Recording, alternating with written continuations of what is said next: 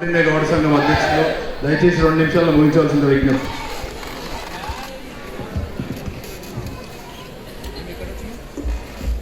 ఈనాటి బహుజన తొలి చక్రవర్తి సర్దార్ సర్వాయి పాపన్న గౌడ్ 374వ జయంతి ఉత్సవాల్లో భాగంగా ఈ కార్యక్రమానికి సభాధ్యక్షత వహించిన సోదరులు బీసీ కార్పొరేషన్ చైర్మన్ నూతి శ్రీకాంత్ గౌడ్ గారు, ఈ కార్యక్రమానికి ముఖ్య అతిథులుగా చేసిన మన బీసీ వెల్ఫేర్ శాఖ మార్చులు, రవాణా శాఖ మార్చులు అభినవ సర్దార్ పాపన్న మన పొన్నం ప్రభాకరణ గారు, వివిధ హోదాల్లో ఈ కార్యక్రమానికి చేసిన బుర్రా వెంకటేశ్వర ఐఏఎస్ గారు, తదితర సంఘ నాయకులు, ఇక్కడికి ఇచ్చేసిన నా గౌడ ఆత్మీయ బంధువులందరికీ కూడా పేరు పేరున హృదయపూర్వక నమస్కారాలు, ధన్యవాదాలు.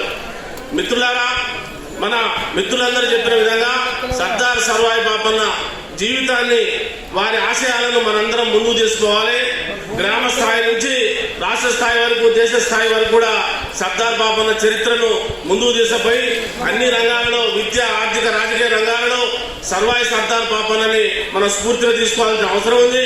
అదేవిధంగా ఈ కాంగ్రెస్ గవర్నమెంట్ వచ్చినాక మొన్ననే ప్రభాకరణ మినిస్టర్ కాగానే సేఫ్టీ మోకులు తెవ్వాలి, గీత కార్మికులు కింద పడి ఇబ్బంది పడుతున్నారని చెప్పి తొందరగానే సేఫ్టీ మోకులుగా తెచ్చిన ఘనత పొన్నం ప్రభాకరణ దక్కిందన్న విషయాన్ని సందర్భంగా మనం చేస్తా ఉన్నాను.